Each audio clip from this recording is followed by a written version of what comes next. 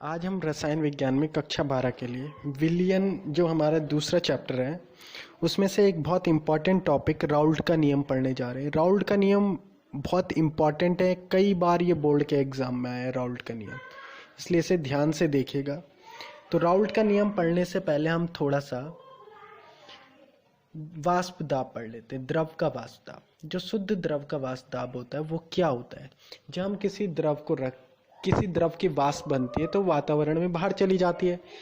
इस वातावरण में जो वाष्प होती है इसको रोकने के लिए इसके ऊपर ढक्कन लगा देते हैं। तो जब ढक्कन लगाएंगे तो जो वाष्प है वो बर्तन के ऊपर जो ढक्कन है वहाँ पे एकत्रित होने लगती है और एकत्रित होकर दोबारा से किस में परिवर्तित हो जाती है? द्रव में परिवर्तित हो जाती है।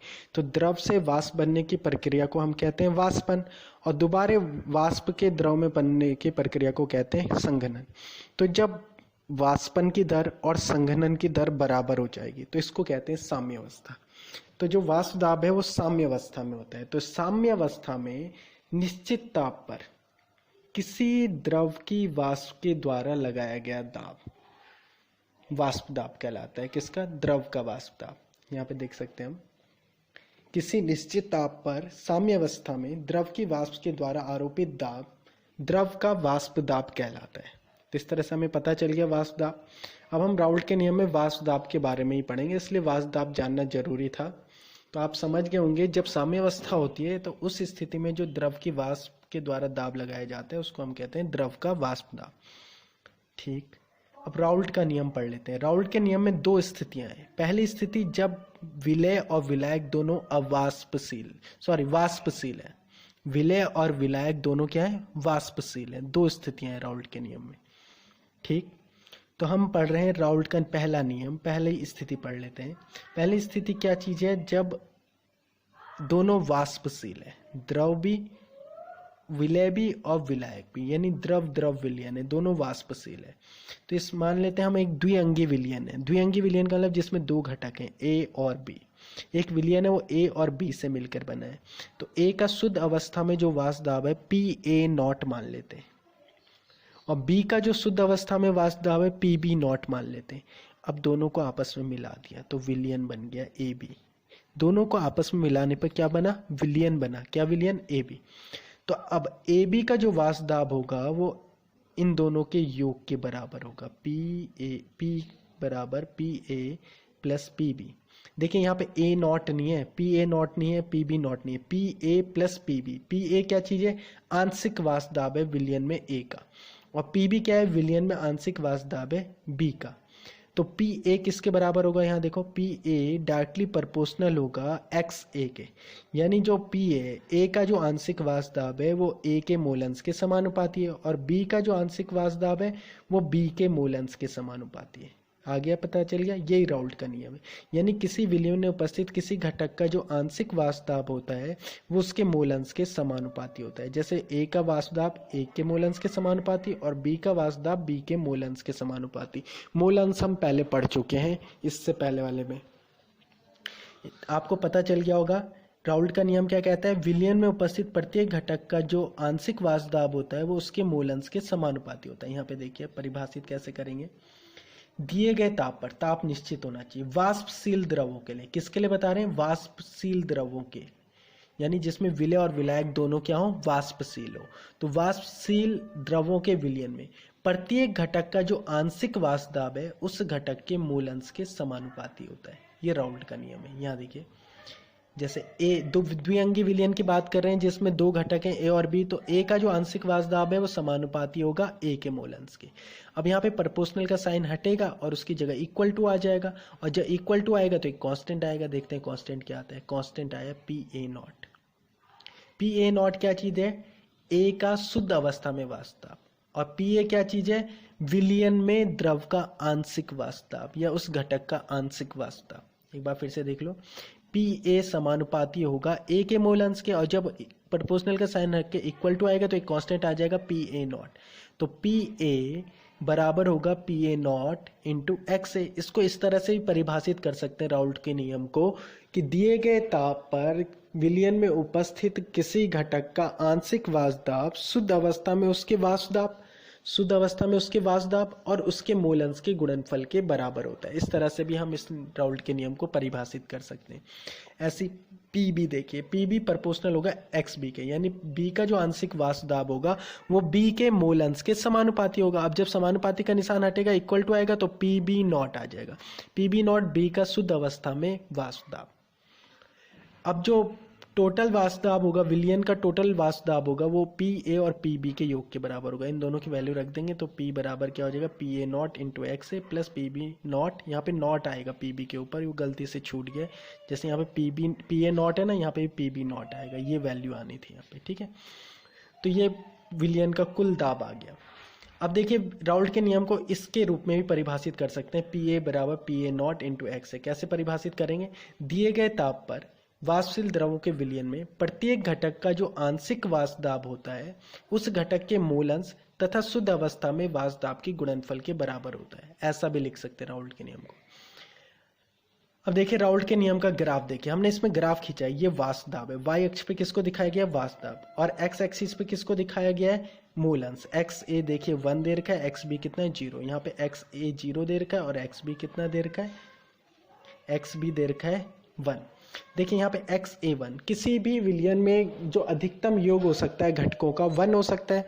तो अगर किसी विलयन में किसी घटक का मूलांश 1 है, यानी कि वो शुद्ध विलायक, उसमें केवल वही घटक उपस्थित है। तो यहाँ पे देखिए एक्स ए कितना है 1, स्टार्टिंग में एक्स ए 1, यानी कि यहाँ पे केवल ए ही उपस्थित है, बी 0 है यानी बी नहीं है, और यहाँ पे केवल बी उपस्थित है और ए कितना है 0 है। तो जब बी का मूलांश अधिकतम होगा तो बी का वाष्प दाब भी अधिकतम होगा, यहाँ पे ये देख लीजिए। और जब ए का मूलांश अधिकतम होगा तो ए का वाष्प दाब भी अधिकतम होगा यहाँ पे।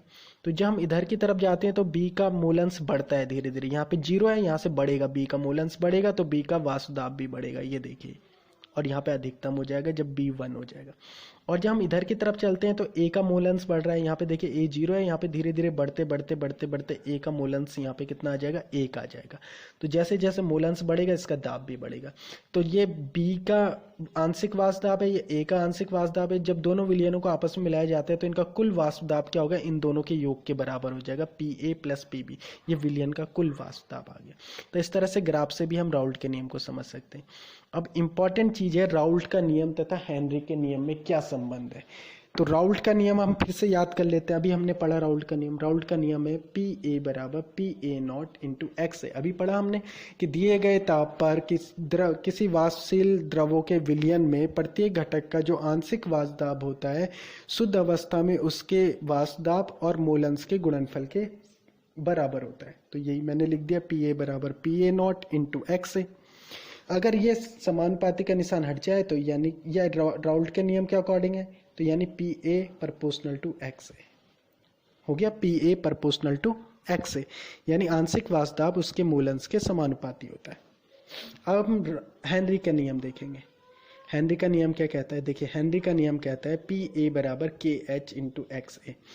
हेनरी का नियम याद दिला देता हूं आपको। हेनरी का नियम कहता है कि अगर ताप निश्चित है तो किसी द्रव में घुली हुई गैस की मात्रा उस पर लगाए गए दाब के समानुपाती होती है। यानी कि दाब क्या होता है, मूलांश के समानुपाती होता है। यहाँ पे भी क्या हो गया, दाब किसके समानुपाती हो गया, मूलांश के। ये दाब किसके समानुपाती हो गया, मूलांश के।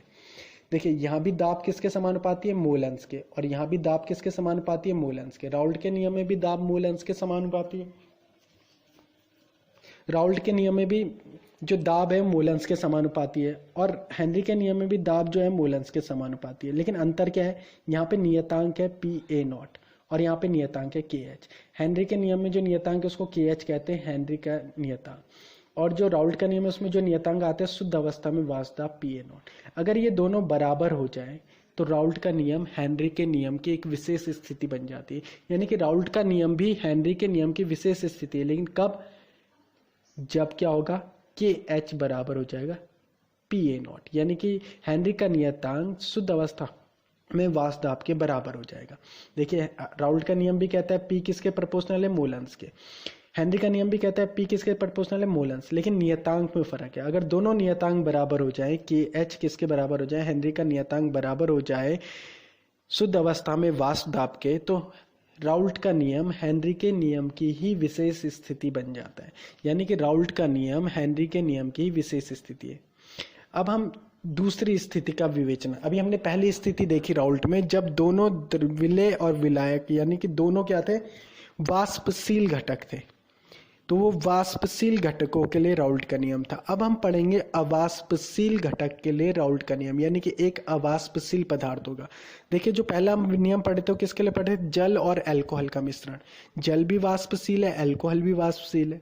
अब जो हम पढ़ रहे हैं नमक का जल में विलयन, नमक की वाष्प नहीं बनेगी क्योंकि नमक ठोस है, वो वोलेटाइल नहीं है, जबकि जल की वाष्प बन जाएगी। तो अब हम जो पढ़ रहे हैं वो अवाष्पशील विलय के लिए पढ़ रहे हैं। तो अवाष्पशील विलय के केस में देखिए राउल्ट का नियम क्या कहता है। यहाँ पे भी दो घटक है, द्विअंगी विलयन है, ए और बी, लेकिन इसमें ए जो है वो विलय है और ए का वाष्प नहीं बनेगी। तो जब दोनों को मिलाया तो विलयन बन गया ए बी। तो राउल्ट के नियम के अनुसार दोनों का जो विलयन का टोटल दाब है पी एस, वो होना चाहिए था पी ए और पी बी के योग के बराबर। लेकिन हम पहले ही कह चुके हैं इसमें एक घटक अवाष्पशील है। ए वाला घटक क्या है, अवाष्पशील, यानी इसकी वाष्प नहीं बनेगी। जब इसकी वाष्प नहीं बनेगी तो इसका वाष्प दाब भी क्या हो जाएगा, नहीं होगा, जीरो हो जाएगा, यानी पी ए होगा ही नहीं। तो यानी कि विलयन का जो वाष्प दाब है किस पर निर्भर करेगा, केवल पी बी पर निर्भर करेगा। किस पर निर्भर करेगा, पी बी। और पी बी किस पर निर्भर करेगा, मूल अंश पर। किसके मूल अंश पर, बी के मूल अंश पर। यानी कि अब हम सीधे अगर हम देखें तो जो पी एस है यानी विलयन का वाष्प दाब डायरेक्टली किस पे डिपेंड करता है, विलायक के मूल अंश पर। एक बार फिर से देख लीजिए, देखिए होना क्या चाहिए था, जो विलयन का वाष्प दाब है वो पी ए और पी बी के योग के बराबर होना चाहिए था, लेकिन ए क्या है, अवाष्पशील, इसलिए ए का दाब नहीं होगा। तो केवल किसका बचा, बी का। और बी का वाष्प दाब किस पे निर्भर करता है, एक्स बी पे, यानी कि डायरेक्टली पी एस किस पे डिपेंड करेगा, एक्स बी के। तो राउल्ट का नियम हो जाएगा P S directly proportional to X B. तो यानी कि जो पी एस है विलयन का वाष्प दाब वो विलायक के मूल अंश के समानुपाती हो जाएगा। यही अवाष्पशील घटकों के लिए राउल्ट का नियम है। अवाष्पशील विलय युक्त विलयन में जो विलयन का वाष्प दाब होगा वो विलायक के मूल अंश के समानुपाती होगा, यानी P S directly proportional to X B. X B क्या चीज है, एक्स बी है विलायक का मूल अंश। यहाँ देखिए दिए गए ताप पर अवाष्पशील विलय युक्त विलयन का वाष्प दाब विलायक के मूल अंश के समानुपाती होता है। तो यही राउल्ट का नियम है किसके लिए, अरे इसे करेक्शन कर लीजिएगा, यहाँ पे गलती से वाष्पशील घटक लिख गया है, ये वाष्पशील नहीं है, ये अवाष्पशील घटक है। कैसा घटक है, अवाष्पशील। इसको करेक्शन कर लीजिएगा, यहाँ पे एक बार मैं बता रहा हूँ फिर से ध्यान से सुन लीजिए। वाष्पशील गलती से लिखा गया है, यहाँ पे वाष्पशील नहीं है, ये अवाष्पशील है। कैसा घटक है, अवाष्पशील। तो अवाष्पशील घटक के लिए दिए गए ताप पर अवाष्पशील विलय युक्त विलयन का वाष्प दाब विलायक के मूल अंश के समानुपाती होता है। यानी जो अवाष्पशील घटक होते हैं उनके लिए जो विलयन का वाष्प दाब होगा वो केवल विलायक के मूल अंश के समानुपाती होता है। यहाँ देखिए ये विलयन का वाष्प दाब, यहाँ पे देखिए विलयन का वाष्प दाब समानुपाती हो गया किसके, विलायक के मूल अंश के। विलयन का वाष्प दाब विलायक के मूल अंश के समानुपाती है। अब समानुपाती का निशान हट जाएगा तो इक्वल टू आ गया, समानुपाती की जगह इक्वल टू एक कांस्टेंट आ गया पी जीरो। पी जीरो या पी नॉट क्या चीज है, ये शुद्ध अवस्था में विलायक का वाष्प दाब है। शुद्ध अवस्था में विलायक का वाष्प दाब और विलयन। हमने मूल अंश पढ़ा था, जब मैंने मूल अंश पढ़ाया था तो मैंने बताया था विलयन में जितने भी घटक उपस्थित होते हैं उनके मूल अंश का योग कितना होता है, एक। इस विलयन में कितने घटक हैं, दो, ए और बी, तो इनके मूल अंश का योग कितना हो जाएगा, एक। किस विलयन में जितने भी घटक उपस्थित होते हैं उनके मूल अंश का योग हमेशा क्या होता है, एक होता है। तो हम यहाँ से एक्स बी की वैल्यू निकालेंगे तो एक्स इधर चला जाएगा, तो एक्स बी बराबर क्या हो जाएगा, एक्स बी बराबर हो गया 1 माइनस एक्स है। ये वैल्यू हम क्या करेंगे, ये वैल्यू 1 माइनस एक्स है वो यहाँ पे रख देंगे। ये देखिए हमने क्या करा, एक्स बी की जगह क्या रख दिया, 1 माइनस एक्स है। अस पी जीरो की मल्टीप्लाई इससे भी करेंगे 1 से और एक्स से भी, तो कर दी। पी एस बराबर देखिए पी जीरो की मल्टीप्लाई 1 से करी तो पी जीरो आ गया, पी जीरो की मल्टीप्लाई एक्स से करी तो पी जीरो एक्स से आ गया। अब क्या करेंगे, जो ये माइनस वाली टर्म है इसको इधर ले जाएंगे, प्लस हो जाएगी, और ये पी एस जो प्लस का है वो इधर आके माइनस हो जाएगा। ये देखिए पी जीरो एक्स है, इधर से हम इधर ले गए ये प्लस हो गया, और जब पी एस को इधर लेके आए ये माइनस हो गया। अब देखिए ये जो पी जीरो है, इस जो पी जीरो है इसको अपॉन में ले जाएंगे। यहाँ देखिए जो एक्स ए के साथ में यहाँ पे पी जीरो था उसको हम कहाँ लागे, अपॉन में, तो ये हो गया P zero minus P S upon P zero is equal to X A. इसको हम कहते हैं वाष्प दाब में आपेक्षिक अवनमन। इस टर्म को हम क्या कहते हैं, वाष्प दाब में आपेक्षिक अवनमन।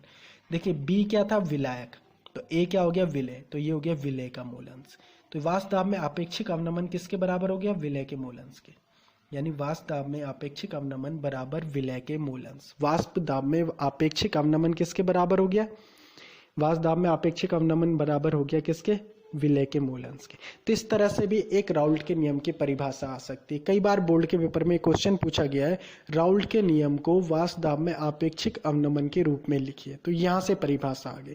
क्या परिभाषा है राउल्ट के नियम की, ये परिभाषा है, दिए गए ताप पर अवाष्पशील विलय युक्त विलयन के वाष्प दाब में आपेक्षिक अवनमन विलय के मूल अंश के बराबर होता है।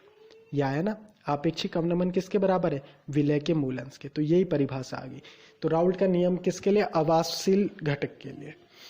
दिए गए ताप पर अवाष्पशील विलय युक्त विलयन के वाष्प दाब में आपेक्षिक अवनमन विलय के मूल अंश के बराबर होता है। यह भी राउल्ट का एक नियम हो गया। अब हम राउल्ट के नियम की सीमाएं देख लेते हैं। राउल्ट के नियम में कुछ सीमाएं। राउल्ट का नियम केवल तनु विलयनों पर लागू होता है, सांद्र विलयन पे नहीं होता है। तनु यानी जिनमें जल ज्यादा होगा। विद्युत अपघट्य विलयन में वियोजित हो जो भी विलय पदार्थ विलयन में वियोजित हो जाते हैं, जैसे NaCl है, वो विलयन में वियोजित हो जाते हैं, उनके लिए राउल्ट का नियम लागू नहीं होता है। जो पदार्थ विलयन में संगुणित हो जाते हैं यानी जुड़ जाते हैं, उन पर भी राउल्ट का नियम लागू नहीं होता। देखिए क्या सीमाएं राउल्ट के नियम की, एक तो तनु विलयन पे ये लागू नहीं होता। दूसरा, विद्युत अपघट्य वाले जो पदार्थ होते हैं, विलय होते हैं, जैसे NaCl, KCl, जो जल में वियोजित हो जाते हैं, उन पर यह नियम लागू नहीं होता। दूसरा, जो विलयन में संगुणित हो जाते हैं, जो विलय पदार्थ विलयन में संगुणित हो जाते हैं, उन पर भी राउल्ट का नियम लागू नहीं होता है। जैसे बेंजोइक एसिड है, वो संगुणित हो जाता है द्विलक के रूप में, तो उस पर भी क्या नहीं होगा, राउल्ट का नियम लागू नहीं होगा। अगर बेंजोइक एसिड